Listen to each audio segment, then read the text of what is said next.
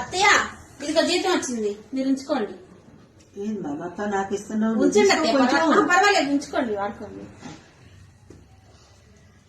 అత్తయ్య చీర ఆర్డర్ పెట్టాను, ఒక 5,000 ఇరా, కొరియర్ వచ్చింది. ఏదో తేడాగా ఉందేంటి? మిగిలిన మీరే వాడుకోండి. ఇలా జీతం ఇచ్చినప్పుడే అనుకోండి.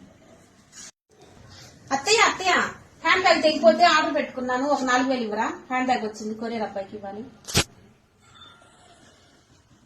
ఈ మాత్రం దానికి మీ దగ్గరే పెట్టుకోవచ్చు అమ్మాయి డబ్బులు. అవి మిగిలిన మీరు వాడుకోండి అత్తయ్య, నేను ఇక అడగలే, మిగిలిన వాడుకోండి. చూద్దాం. అత్తయ్య అత్తయ్య మేకప్ కిట్ ఆర్డర్ పెట్టే 10,000 కావాలి, ఇవ్వరా? మేకప్ కిట్ 10,000 పెట్టు. నువ్వు సంపాదించేది 15,000, నా చేతికి 15,000 ఇచ్చి ఇప్పుడు ఆల్రెడీ 10,000 తీసుకున్నావు అంటే ఇంకో 5,000 నేను కలిపి నీకు ఇవ్వాలా, అంతేనా? అందుకే నేను మీ చేతికి ఇచ్చేది, ఎక్స్ట్రా మీరు కల్పిస్తా. ఎవరు పాడలు జీతం ఇస్తే తీసుకోకండి అమ్మా, తీసుకుంటే మన చేతికి ఆమదమే, చాకరీ మళ్ళీ ఆమదం.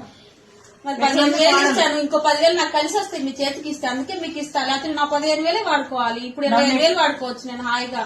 నన్ను ఇట్ట ఆడుకుంటున్నావా నువ్వు? మరి అందుకే నేను మీ చేతికి ఇచ్చేది. నాకేమో అప్పుడు తెలివితేటలు ఉంటే నేను కూడా మత్తయ్య దగ్గర నుంచి చాలా తీసుకున్నా. మొత్తం సరిపోతాయి, దాంట్లో నా డబ్బులు కూడా ఉన్నాయమ్మా. ఇంకా అందుకే కదా నేను చెప్పింది, మీరు కూడా ఇస్తారనే కదా నేను మీ చేతిలో పెట్టేది. అమ్మాయి ఈ నెలకి అన్ని వచ్చేసినట్టే, 15,000 పోయి 25,000 అయినాయి. సంపాదించేది తక్కువ, నా కానీ తీసుకునేది ఎక్కువ అమ్మా.